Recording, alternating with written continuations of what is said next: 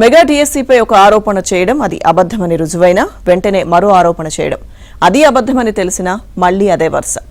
ప్రతిసారి బొక్కబోర్లా పడుతున్న వైసీపీ తీరు మాత్రం మారడం లేదు. నవ్విపోదురుగాక నాకేంటి అన్నట్టుగా వ్యవహరిస్తోంది. మెగా డిఎస్సీలో లేని అక్రమాలు జరిగాయని జనాన్ని నమ్మించడానికి పడరాని పాట్లు పడుతుంది.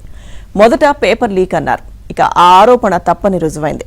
తర్వాత మెరిట్ జాబితాలు పెట్టలేదన్నారు, అది అబద్ధమని తేలింది.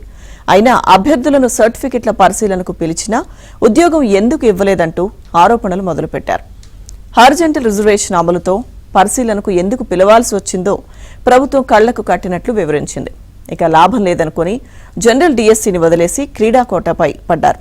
దానిపై చేసిన ఆరోపణలు కూడా అన్నీ కట్టుకథలే అని తేలింది.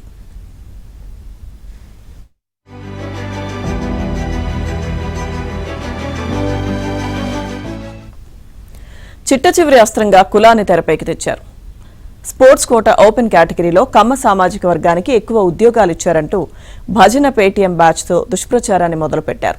అయితే ఏ కులానికి ఎన్ని ఉద్యోగాలు వచ్చాయో వెంటనే ప్రభుత్వం బయటపెట్టింది. స్పోర్ట్స్ కోటా ఓపెన్ కేటగిరీలో 42 పోస్టులు భర్తీ చేయగా కాపులు 16, రెడ్లు 10, కమ్మలు 9, వైశ్యులు 2, క్షత్రియులు 2, బ్రాహ్మణులు 2, ముస్లిం 1 టీచర్ పోస్టును సాధించారు.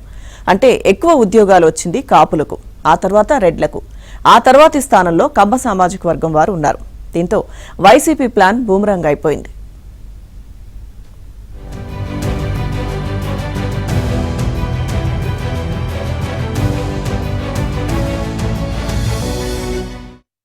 వాస్తవానికి 2025 సెప్టెంబర్లోనే డిఎస్సీ ప్రక్రియ ముగిసింది. దాదాపు 9 నెలలు వైసీపీ నోరెత్తలేదు. అకస్మాత్తుగా గత కొద్ది వారాలుగా మెగా డిఎస్సీలో అక్రమాలు జరిగాయనే ప్రచారం మొదలుపెట్టింది. దానికి కారణం ఏంటంటే ఎస్సీఈఆర్టీలో అవుట్సోర్సింగ్ ఉద్యోగిగా పనిచేసిన నవీన్ తనకు ఉద్యోగం ఇవ్వలేదంటూ హైకోర్టును ఆశ్రయించారు. ఇక ప్రభుత్వ అనుమతి లేకుండా అతను డిఎస్సీ పరీక్షలు రాశారు. అతనికి మెరుగైన ర్యాంకులు రావడంతో పాఠశాల విద్యాశాఖ సర్టిఫికెట్ల పరిశీలనకు పిలిచింది. కానీ అతను హాజరు కాలేదు. ఫలితంగా ఉద్యోగం దక్కలేదు. అయితే తనకు కావాలనే ఉద్యోగం ఇవ్వలేదని నవీన్ న్యాయస్థానాన్ని ఆశ్రయించారు. దీనిపై ప్రభుత్వం తన వాదనలు వినిపించింది.